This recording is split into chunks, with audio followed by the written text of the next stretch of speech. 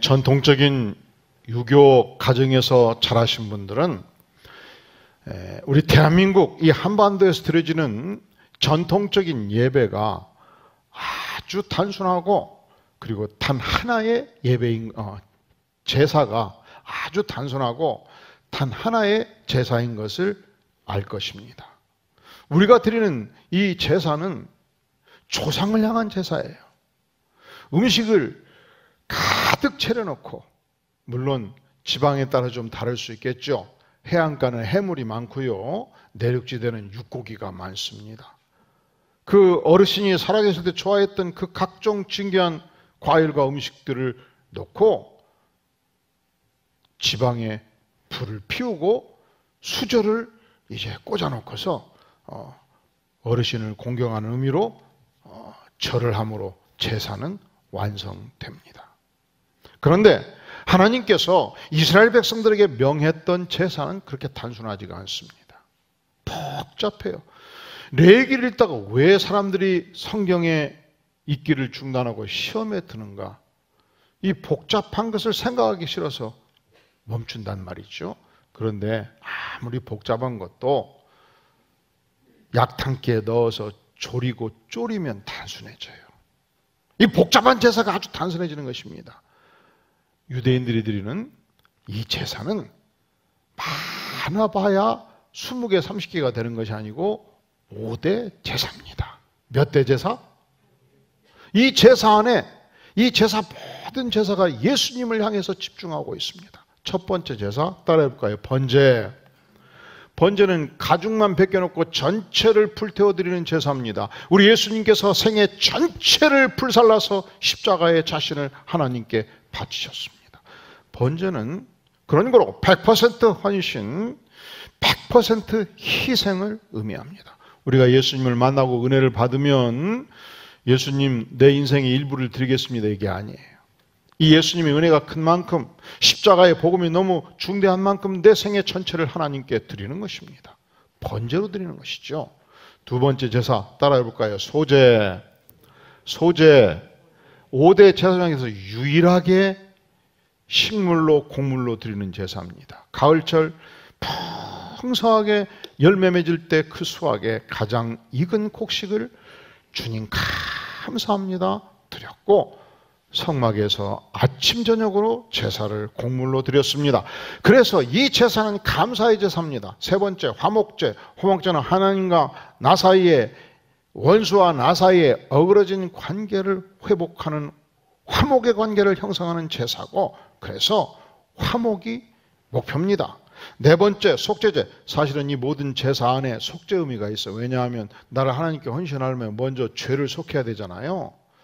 그러나 속죄제는 이중 목적이 아닙니다. 오직 하나님과 나 사이에 막힌 다음에 모든 죄를 한꺼번에 사함받는 제사였습니다. 마지막, 오늘 우리가 한번 따라해 볼까요? 속건제. 속건제. 이 속건제는 우리가 하나님께, 이웃에게 손해를 끼쳤을 때 배상의 의미로 드리는 제사입니다. 중심 단어가 배상이에요. 언제 드리는가? 오늘 말씀에 5장 15절에 보면 누구든지 여호와의 성물에 대하여 부지 중에 범죄하였으면, 성물을 범하였으면, 성찬기를 깨버렸으면, 하나님의 성전에 기물을 파손했으면, 그런 일이 있을 때 무슨 제사를 드린다고요? 속건제의 제사를 드리는 것입니다. 두 번째로 5장 17절에 보면 만일 누구든지 여호와의 계명 중 하나를 부지 중에 범하였을 때, 하나님의 말씀에 어긋장 냈을 때, 하나님의 말씀에 반대로 행했을 때, 하나님의 말씀을 잘 지키지 못했을 때, 그때 어떤 제사를 드린다고요? 속건제 제사를 드립니다. 자, 우리 다 함께 6장 2절 3절 천천히 읽겠어요. 시작. 누구든지 여호와께 신실하지 못하여 범죄하되 곧 이웃이 맡긴 물건이나 전당물을 속이거나 도둑질하거나 착취하고도 사실을 부인하거나 남의 잃은 물건을 줍고도 사실을 부인하여 거짓 맹세하는 듯 사람이 모든 일 중에 하나라도 행하여 범죄하면, 이 범죄가 어떤 범죄예요? 이웃의 재산에 손해를 끼쳤을 때예요. 이웃의 재산을 도둑질했을 때, 이웃의 재산을 담보로 잡고서 돌려주지 아니할 때, 그래서 재산상 손해를 끼칠 그때에 첫 번째 할 일이 하나님께 나아가서 속건제를 드리는 것입니다. 그러면 어떻게 속건제를 드리는가? 먼저 레위기 5장 15절에 보니까 흠없는 수양을 택합니다. 7장 2절에서 보니까 번제물 잡는 곳에서 이 수양을 잡습니다. 그리고 제사장은 그 피를 제단 사방에 뿌리고 기름과 콩팥을 번제단의 풀살름으로 하나님, 내가 성물을 범한 죄, 말씀을 범한 죄, 이웃의 죄물을 탐한 죄를 주께서 속하여 주시옵소서 회복을 하나님께 구하게 되는 것입니다. 속건제의 가장 중요한 특징은 이 속건제는 단지 속건제로 완성되지 않는다는 거예요. 속건제를 드린 다음에 두 가지를 더 해야 돼요. 첫째로 이웃에게 손해를 끼쳤을 때 그 손해배상액을 계산하고 손해배상의 물건을 만약에 도적질했다면 그대로 돌려주고 재산평가를 한 다음에 그게 1,000만 원에 해당되면 20% 200만 원을 추가로 배상을 하라고 말씀합니다. 왜 하나님께서는 이러한 제도를 만드셨는가? 두 가지 이유 때문에 그렇습니다. 첫째는 우리가 하나님의 성물을 범했을 때 하나님과 관계가 어그러지지 않겠습니까? 이 어그러진 하나님과의 관계를 회복하기 위함입니다. 두 번째로 우리가 이웃의 재산에 손해를 끼쳤으면 이웃과 관계를 회복해야 되지 않겠습니까? 그런데 단지 원상복구 가지고 회복이 잘 안 돼요. 그래서 내가 지은 죄를 용서하여 주시옵소서, 용서를 구하는 의미로 나와 더불어 좋은 관계를 맺으십시다, 화해를 청하는 의미에서 20%를 더 제공하라는 것입니다. 누가복음 19장에 보면 삭개오가 등장합니다. 삭개오는 세리장이었습니다. 여리고 성의 세무서장이었습니다. 당시 이스라엘은 로마 제국이 속국이었습니다. 그 당시 모든 세리들은 관례상 로마 제국이 명한 재산세의 2배를 거두었습니다. 그래서 절반은 세리들이 착취하고 절반만 로마 제국에 바치는 관례가 있었습니다. 그래서 모든 이스라엘 백성들은 세리들을 볼 때 민족 반역자요, 죄인으로 취급한 것입니다. 성경에서 죄인이라고 표현할 때 두 종류예요. 첫째는 세리를 죄인이라고 표현하고 두 번째로 창녀들을 죄인으로 표현을 한 것입니다. 그런데 어느 날 소문이 들기 시작했습니다. 그 유명하신 예수님께서 여리고 성에 드디어 당도하신다는 것입니다. 예수님은 죽은 나사로도 살렸습니다. 예수님은 무수한 병자들을 고치셨습니다. 예수님의 말씀은 생명력이 있었습니다. 나 같은 죄인도 예수님을 만나면 희망이 있을까? 나갔을 때 예수님이 쫙 길거리 끝에서 오시는데 인산인해 3만 명, 5만 명, 7만 명 모든 여리고성 백성들이 몰려들고 있었습니다. 그는 예수님이 지나갈 만한 사거리의 큰 골목길에 나무 위에 올라섰습니다. 과연 예수님이 어떤 모습인가? 예수님이 저벅저벅 점 같은 모습에서 드디어 얼굴을 확인하는 모습으로, 그의 눈동자를 확인하는 모습으로 그가 눈을 크게 뜨고 예수님을 직시하고 바라보고 기대하고 있을 때 청천벽력의 음성이 들렸습니다. 삭개오야, 속히 내려오라. 내가 오늘 너의 집에 거하겠노라. 아니, 내 생애 속에 처음 본 예수님이었습니다. 아니, 단 한 번도 예수님은 나를 만난 적이 없었습니다. 그분이 나를 아셨습니다. 내 이름을 아셨습니다. 아이고, 예수님, 죄 많은 저의 집에 오시겠다고요? 그가 굴러떨어지듯 나무에서 내려왔습니다. 납죽 엎드려 절했습니다. 예수님, 어찌 어찌 저를 기억하시고 저의 이름을 기억하시고 저의 집에 오시다니요. 몸둘 바를 모르겠나이다. 어서 오시옵소서. 그가 예수님을 자신의 집으로 안내할 때 주변의 사람들이 수군대기 시작했습니다. 아니, 이 유명하신 예수님이 어찌 여리고성에 시장도 있고 군수도 있고 명망가들도 있고 재벌들도 있는데 그들을 제끼고 죄인 민족 반역자의 집에 간단 말인가? 예수님은 아랑곳하지 않고 삭개오와 어깨동무하면서 삭개오의 집에 들어갔습니다.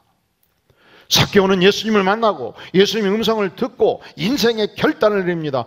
주님이시여, 내가 지금까지 소유한 100억 원의 절반 50억 원을 뚝 띄어서 가난한 자를 돕겠나이다. 내가 혹여 속여서 빼앗은 것이 있다면 주님, 속건제의 단지 20%로 만족할 수가 없습니다. 4배로 배상을 하겠나이다. 우리가 주님을 만날 때, 우리가 은혜를 받을 때 반드시 손해를 끼친 자들이 기억납니다. 그때 주님께서는 단지 원금 배상으로 만족해서는 안 된다고 말씀하시는 것입니다. 그렇다면 우리 주님께서 오늘 우리에게 속건제를 행하라? 원금 배상을 해라? 아니, 추가 20% 배상하라. 그렇게 말씀하시는 진정한 의미는 과연 무엇인가 생각하지 않을 수 없습니다. 어느 시대나 어떤 사람이나 부자든 가난한 사람이든 자기 소유는 소중합니다. 가난하면요, 가진 것이 없기 때문에 금바지 하나가 목숨만큼 소중하다고요. 그러면 재벌들은 내가 가진 마스크가, 내가 가진 양복이 별것 아닌가?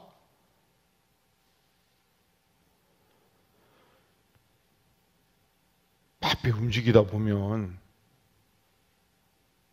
집에 쑥 들어갔는데, 아니, 내가 아침에 분명히 우아기를 입고 나왔는데 옷이 없어요.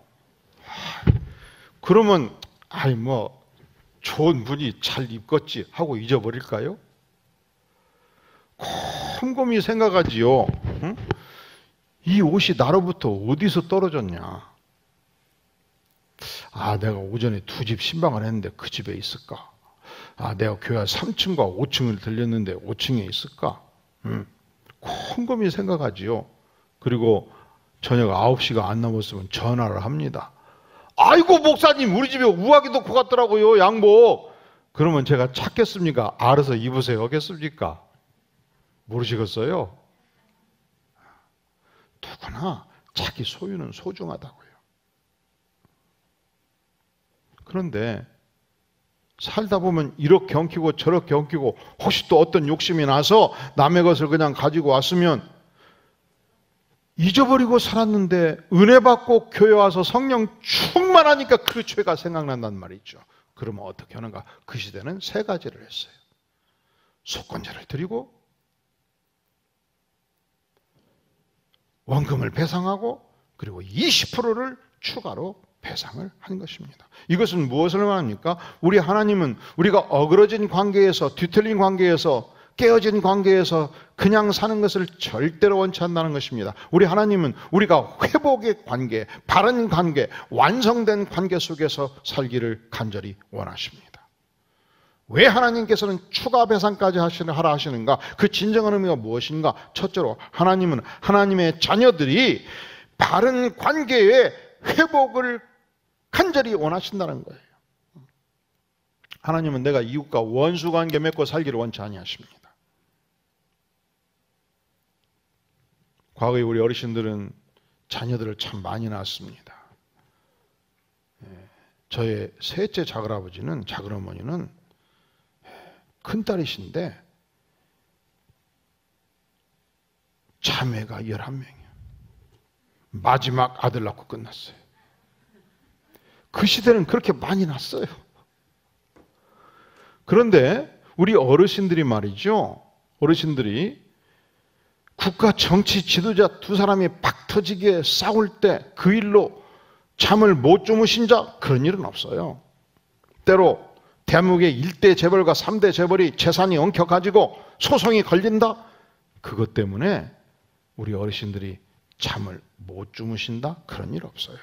그런데 나의 사랑하는 셋째 아들과 여섯째가 뭐가 엉켜가지고 둘이 박 터지게 싸우면 절대로 주무실 수가 없습니다.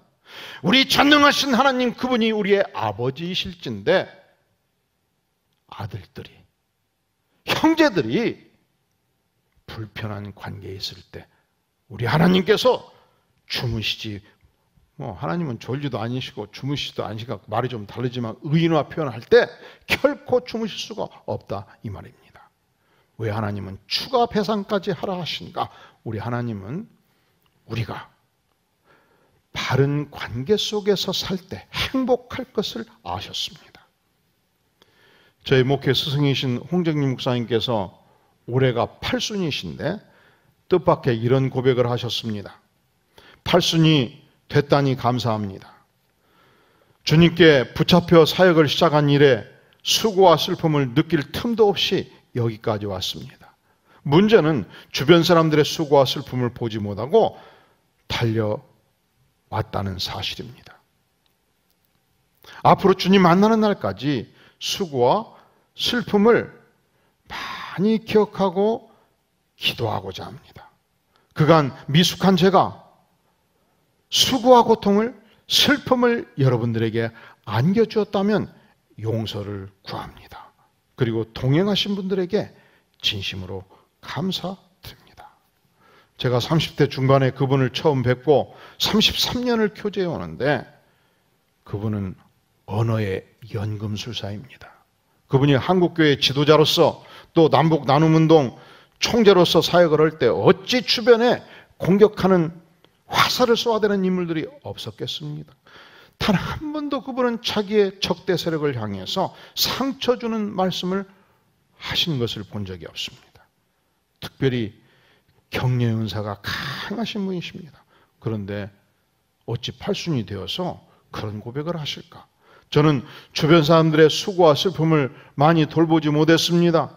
이제 주변 사람들의 수고와 슬픔을 더욱 돌보고자 합니다. 그동안 수고와 고통을, 슬픔을 안겨주었다면 저를 용서해 주시기 바랍니다. 얼마나 따뜻하고 감동이 되는 고백입니까? 왜 이것이 우리에게 필요합니까?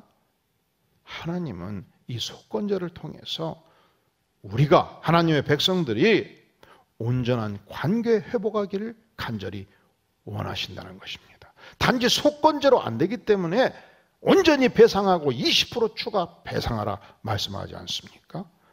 이 배상이 주는 첫 번째 의미, 우리 전능하신 하나님은 우리가 관계 회복하기를 간절히 원하시는 것입니다. 왜 추가 배상까지 하라 하시는가? 우리 하나님은요, 우리가 이웃에게 손해를 끼쳤을 때에 그 죄책감에서 살기를 원치 않습니다. 원상 회복하고 원금 배상하고 추가 배상함으로써 양심의 자유와 양심의 해방감을 가지고 살 것을 떳떳하게 하나님 앞에서, 백성들 앞에서 살기를 원하십니다. 내 영혼이 얼마나 소중한데 죄책감에 사로잡혀서 살아야 되겠습니까? 내 영혼이 얼마나 소중한데 자유를 누리며 살아야 되지 않겠습니까? 그리하여 3단계 자유의 길을 열어주셨습니다. 속건제로 제사를 드리라, 원금을 배상하라, 20% 추가 배상하라. 그리하여 죄책감에 사라진 영혼이 이제부터는 자유의 영혼이 되어서 살 것을 원하십니다. 왜 추가 배상까지 하라 하시나? 첫째로 온전한 관계 회복을 위해서, 두 번째로 양심의 자유를 위해서, 세 번째로 우리 인생은요, 인간 존재는요, 나눔과 배품을 통해서 행복을 누립니다. 무엇을 통해서 행복을 누린다고요? 나눔과 배품을 통해서 행복을 누려요. 그런데 지금까지 착취를 했잖아요. 도적질을 했잖아요. 그러니까 배상하고 이제는 나눠주라는 거예요. 20% 더 주라는 거예요. 인간 존재의 의미는 결코 착취하는데 존재 의미가 있지 않다는 것입니다. 인간 존재 의미는 나눌 때, 베풀 때, 축복할 때, 은혜를 베풀 때 그 진정한 존재 의미가 있다는 것입니다. 인생은요, 혼자 움켜주는 삶이 의미 있는 인생이 아니라는 것입니다. 이웃과 더불어 나눌 때 의미가 배가 되는 것이 인생의 존재 의미입니다. 어찌하든지 배상하고 보상하고 20%더 지급하고 나누고 축복하라. 이것을 주께서 말씀하십니다. 지난주 저희 교회에 제가 총신 79회인데 우리 동기 중에서 성자로 알려진 이성호 목사님이 방문을 했습니다. 뭘로 알려졌다고요? 성자로 알려졌어요. 이분이 대전 대덕단지에서 목회를 하고 있는데 하나님의 은혜로 1,500평 부지를 매입하게 된 것입니다. 놀라질 않으셔요. 우리 교회가요, 이게 270평이에요. 5배가 넘잖아요. 그래서 계약금을 치르고 이제 1차, 2차 중도금이 나가는데 문제는 이런 부지는 처음부터 소유권이 넘어오질 않아요. 전액 치른다 넘어오지도 않고. 이 단지 개발이 끝나야 소유권을 넘겨주기 시작합니다. 그러니까 쉽게 은행에서 담보 잡고 담보 잡을 게 없으니까 대출이 어렵지요. 문제는 이 땅을 상실을 위기 가운데 들어가 버리게 된 거예요. 그래서 하나님께 간절히 기도하고 고민하는데, 여러분, 목사는 하나님께 기름 부음을 받았기 때문에 이런 위기가 닥쳐도 전혀 염려가 없다, 하나님께 알아서 다 해주신다, 할렐루야 하고 잠을 잘 잘 수 있을까요? 목사도 인간이다. 목사도 고통이 있고 걱정이 있고 근심이 있어요. 그래서 그것을 하나님께 맡기려니까 엄청 기도를 하게 되지 않겠습니까? 그냥 교회에서 24시간 살다시피 하면서 간절히 기도해야 되지 않겠습니까? 근데 어느 날 은행 지점장에 전화를 한 거예요. 전혀 모르는 은행 지점장. 응? 목사님, 한번 들리시죠? 이 부지값과 건축비까지 원하는 대로 얼마든지 대출해서 쓰시면 됩니다. 모 회사 회장님께서 회사 건물 전체를, 수백억 건물 전체를 담보로 주셨으니 한번 들리시고 마음대로 쓰시기 바랍니다. 그런데 그 회사 이름을 들어본 적도 없고 그 회장님 이름을 들어본 적도 없는 거예요. 이럴 때 세상은 뭐라고 그러죠? 세상은 귀신이 코칼 노릇이라고 그래요. 우리 이성호 목사님이 그 전에, 이 일이 있기 전에 성지순례를 하게 되었습니다. 여행 중 다리가 불편해서 하루는 호텔에서 쉬고 있는데 역시 같이 성지순례 여행에 참가했던 한 여자 선교사님이 아주 가슴에 맺힌 사연들을 나누기 시작을 했습니다. 젊은 시절 이 선교지에 와서 얼마나 고생을 했는지 이가 다 빠져버렸습니다. 구구절절 은혜되는 사연도 있고 가슴 아픈 사연도 있고.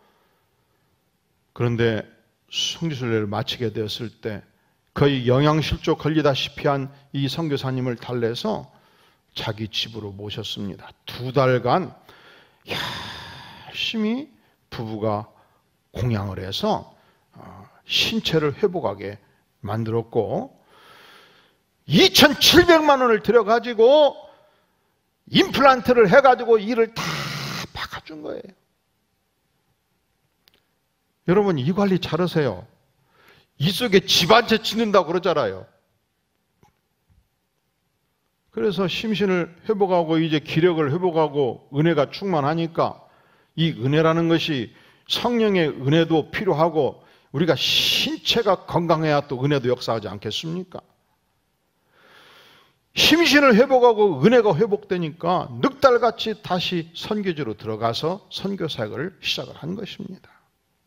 그런데 모 회사 회장님이 선교지를 갔다가 이 치료를 받은 선교사님을 만나게 되었습니다. 며칠 동안 있는데 처음 시작부터 끝까지 이 선교지에서 회장님한테 이 선교사님은 이성호 목사님 얘기만 한 거예요. 내가 이렇게 몸이 어려울 때 그분이 나를 2달간 아침은 이것을 먹여주시고 저녁은 이것을 먹여주시고, 그리고 가진 것이 별로 없는 목사님께서 거금을 들여가지고 내 일을 다 치료해 줬느라고. 그런데 이 목사님이 매일같이 이 1500평 부지 때문에 기도하고 있으니 우리 회장님도 기도해 주시오, 기도해 주시오, 기도해 주시오. 그러니까 그냥 귀국하자마자 공항에서 지점장한테 전화해서 자기 건물 전체를 담보로 내는 것입니다. 사랑하시는 성도 여러분, 이 땅을 살면서 어찌하든지 베풀며 사시기를 간절히 바랍니다. 베풀고 나누고 배상하고 줄 때 하나님이 기뻐하십니다. 우리 주님께서 전능하신 하나님이셨습니다.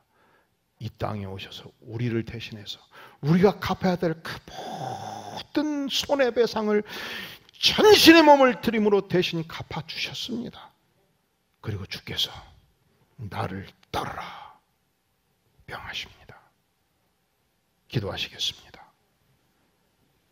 영광의 주님, 우리가 그리스도의 제자로서 온전히 주님을 따르기를 원합니다. 이 땅에 살면서 어찌하든지 베풀고 나누고 배상하며 주는 복된 생애 살도록 우리 안디옥교회 모든 성도들을 주께서 축복하여 주시옵소서. 예수님의 이름으로 간절히 기도하옵나이다. 아멘.